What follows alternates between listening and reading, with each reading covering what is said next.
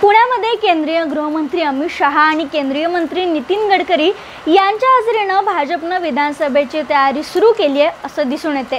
कारण यांच्याच उपस्थितीत नुकताच पुण्यात भाजपचं भलं मोठं अधिवेशन पार पडलं। आता भाजपने विधानसभेची तयारी सुरू केली आहे। पुण्यात नेमकी ती तयारी कशी सुरू आहे, महायुती महाविकास आघाडीत इच्छुकांची नावं कोणकोणती आहेत, पुण्यातील विधानसभा मतदारसंघात नेमकं काय होणार आहे, तसेच पुण्यातील 4 ते 5 विधानसभा मतदारसंघांबद्दल आपण या व्हिडिओच्या माध्यमातून बोलणार आहोत। ते म्हणजे कसबा, पुणे छावणी, शिवाजीनगर, कोथरूड आणि पर्वती या मतदारसंघांबद्दल या व्हिडिओच्या माध्यमातून आपण बोलूयात। नमस्कार, मी संजना, महाराष्ट्र अपडेटमध्ये आपलं स्वागत।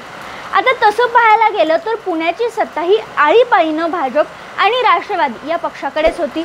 पुण्यातील 8ही मतदारसंघ 2014ला विधानसभेच्या निवडणुकीवेळी भाजपने मिळवले होते। सगळीकडे त्यांचे आमदार निवडून आले होते। मात्र 2019ला मात्र भाजपचे 5च आमदार या ठिकाणी निवडून येऊ शकले। यापैकी म्हणजेच खडकवासला, कसबा, कोथरूड, पुणे छावणी, शिवाजीनगर, पर्वती या ठिकाणी भाजपचे आमदार आहेत। कोथरूड विधानसभा मतदारसंघात चंद्रकांत पाटील हे आमदार आहेत। 2019ला कोथरूडची जेव्हा निवडणूक होती तेव्हा पहिल्यांदा चंद्रकांतदादा पाटील उभे राहिले होते। त्यांना 1,05,246 मतं मिळाली होती, तर मनसेचे जे उमेदवार होते त्यांना 19,751 इतकी मतं मिळाली होती। तसा कोथरूड हा भाजपचा बालेकिल्ला, पण चंद्रकांतदादा पाटील हे बाहेरचे असल्याने त्यावेळी त्यांच्यावर प्रचंड टीका केली गेली, पण त्यातून ते बचावले आणि आमदार झाले। त्यामुळे आता हा मतदारसंघ भाजपला सुटेल का, आणि आता बदललेल्या समीकरणामुळे चंद्रकांतदादा पाटील यांनाच ही उमेदवारी मिळेल का हे पाहणं महत्त्वाचं आहे। असं नसेल तर मग भाजप या ठिकाणी कोणाला उमेदवारी देऊ शकतो, तुम्हाला काय वाटतं कमेंटमध्ये नक्की सांगा। पण असं असलं तरी विधानसभेसाठी चंद्रकांत पाटील यांनी तयारी सुरू केल्याचं देखील पाहायला मिळतं। आता कसब्याबद्दल बोलायचं झाल्यास कसबा विधानसभा मतदारसंघ सुरुवातीपासूनच राष्ट्रवादी आणि भाजप या दोघांकडे चालत आला।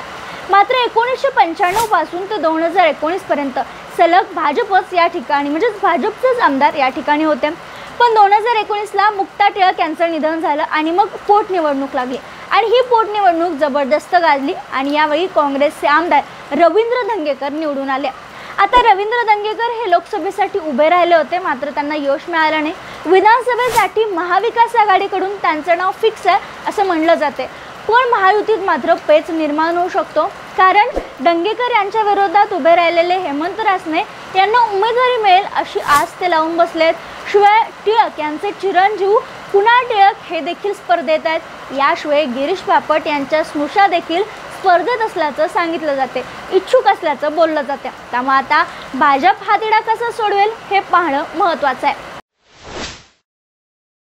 शिवाजीनगर विधानसभा मतदारसंघात 2019ला भाजपच्या सिद्धार्थ शिरोळे यांची चांगलीच दमछाक झाली, पण अखेर ते आमदार झाले। मात्र नुकताच झालेल्या लोकसभा निवडणुकीवर जर नजर फिरवली तर या ठिकाणी काँग्रेसचे जे उमेदवार होते धंगेकर यांना 16,000चं लीड मिळालं असून मोह यांना मात्र खूप कमी लीड मिळालं आहे। त्यामुळे आता विधानसभेसाठी यांना उमेदवारी मिळेल की नाही, म्हणजे सिद्धार्थ शिरोळे यांना उमेदवारी मिळेल की नाही हे पाहणं महत्त्वाचं आहे। मिळालेली ही लीड सिद्धार्थ शिरोळे यांच्यासाठी धोक्याची घंटा असू शकते आणि या सगळ्यात काँग्रेसच्या दत्ता भोईरट यांची वाट सुकर झाली आहे असं म्हटलं तरी काय हरकत नाही। आता पुणे छावणीमध्ये देखील 2019 वेळी टफ फाईट झाली होती। या ठिकाणी देखील भाजपचे सुनील कांबळे हे काँग्रेसचे उमेदवार रमेश बागवेंपेक्षा 5,012 मतं जास्त मिळाली आणि ते आमदार झाले। पण मी मगाशी उल्लेख केला त्याप्रमाणे लोकसभेच्या निवडणुकीवेळी या ठिकाणी मोह यांना कमी लीड मिळाले तर धंगेकर यांना जास्त, त्यामुळे यांची उमेदवारी धोक्यात आहे। शिवाय काँग्रेसला या ठिकाणी आता संधी आहे। सुनील कांबळे यांना यंदा उमेदवारी मिळेल की नाही हे पाहणं महत्त्वाचं आहे। पर्वती विधानसभा मतदारसंघात भाजपच्या माधुरी मिसाळ या 3 टर्म आमदार आहेत, त्यामुळे ही जागा नक्कीच भाजपला फिक्स आहे असं म्हणलं जात आहे। मात्र आता महायुतीत जागा वाटपाचा तिढा कसा सुटेल हे पाहणं महत्त्वाचं आहे। पण असं असलं तरी स्वपक्षातूनच मिसाळ यांच्यासाठी आव्हान उभं राहिले, कारण श्रीनाथ भिमाले हे पर्वती विधानसभा मतदारसंघातून जोरदार तयारी करतात। तर महाविकास आघाडीमध्ये काँग्रेस आणि राष्ट्रवादी शरदचंद्र पवार गट हे दोन्ही पक्ष दावा सांगू शकतात। राष्ट्रवादीकडून 2019ला अश्विनी कदम या उभ्या राहिल्या होत्या, त्यामुळे यंदा देखील त्या इच्छुक नक्कीच असतील। तर काँग्रेसकडून आबा बागुल हे देखील इच्छुक आहेत। त्यामुळे हा पेच महाविकास आघाडी कसा सोडवेल, महायुती कसा सोडवेल हे पाहावं लागणार आहे। दरम्यान विधानसभा निवडणुका जाहीर झाल्यानंतर आणि उमेदवारी जाहीर झाल्यानंतरच या सगळ्या गोष्टी स्पष्ट होणार आहेत। दरम्यान तुम्हाला काय वाटते, पुण्यात कोणत्या ठिकाणी कोणाला जास्त मतं मिळू शकतात, कोण जास्त प्रभावी उमेदवार असेल, कमेंटमध्ये नक्की सांगा। व्हिडिओ आवडला असल्यास लाईक शेअर करायला विसरू नका आणि अशाच व्हिडिओसाठी आठवणीनं चॅनलला सबस्क्राईब करा।